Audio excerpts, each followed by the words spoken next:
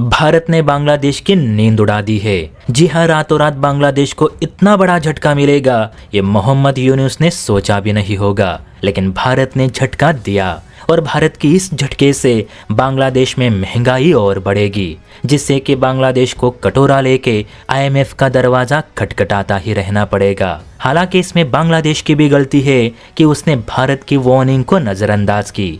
भारतीय विदेश मंत्री जयशंकर साहब ने पहले ही कहा था कि बांग्लादेश की अंतरिम सरकार अगर जल्द भारत को लेकर अपने तेवर नहीं बदलती तो भारत भी बांग्लादेश को अपना असली रूप दिखाने में देर नहीं लगाएगा, और वो रूप आज बांग्लादेश देख रहा है। तो बहुत मस्त खबर है, चलिए इसे विस्तार से समझते हैं। देखिए जागरण की इस न्यूज में हेडलाइन क्या लिखी है कि बांग्लादेश को भारत की ओर से डीजल और बिजली की आपूर्ति ठप कर दी गई है।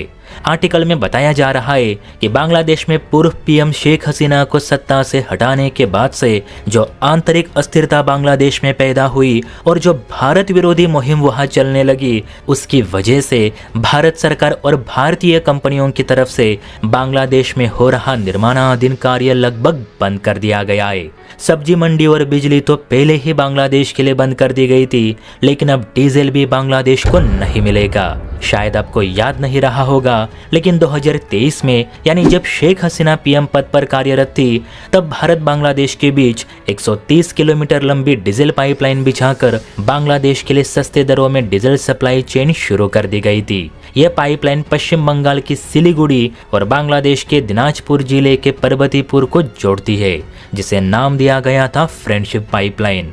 भारत की इस पाइपलाइन से बांग्लादेश को खाड़ी के देशों के मुकाबले बहुत ही रीजनेबल प्राइस में डीजल प्राप्त हो रहा था, जबकि हमें आज भी 100 रुपयों के नीचे पेट्रोल नहीं मिल रहा। खैर जो भी है, लेकिन इस पाइपलाइन के जरिए बांग्लादेश को प्रति वर्ष 2.5 लाख टन डीजल सप्लाई हो रहा था, जो अब रुक चुका है। और ये डीजल सप्लाई कब शुरू होगी इसकी निश्चित तारीख भी भारत ने बताने से इनकार कर दिया है। भारत के इस कदम से बांग्लादेश में महंगाई इसलिए बढ़ेगी क्योंकि डीजल न मिलने की वजह से बांग्लादेश में ट्रांसपोर्टेशन रुका रहेगा।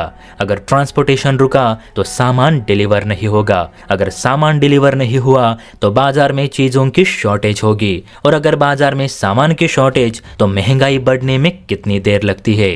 इसीलिए किसी भी देश के लिए क्रूड ऑयल बहुत जरूरी है, खासकर ऊर्जा जरूरतों को पूरा करने के लिए। अब बांग्लादेश ने बीते दिनों जो हरकतें की है ये उसी के परिणाम है, और भारत ने भी साफ कहा है कि जब तक बांग्लादेश भारत विरोधी गतिविधियों को बंद नहीं करता ये डीजल भी नहीं मिलेगा, और मेरे हिसाब से देना भी नहीं चाहिए, क्योंकि आज भी यूनुस सरकार हिंदुओं की सुरक्षा को लेकर कोई भी ठोस कदम नहीं उठा रही। तो आप ही बताइए दोस्तों कि भारत ने सस्ते दरों में बांग्लादेश को डीजल देना चाहिए या फिर नहीं। अपनी राय कमेंट बॉक्स में जरूर दे, और हाँ, वीडियो अच्छी लगी हो तो चैनल को लाइक एंड सब्सक्राइब भी जरूर करें। जय हिंद।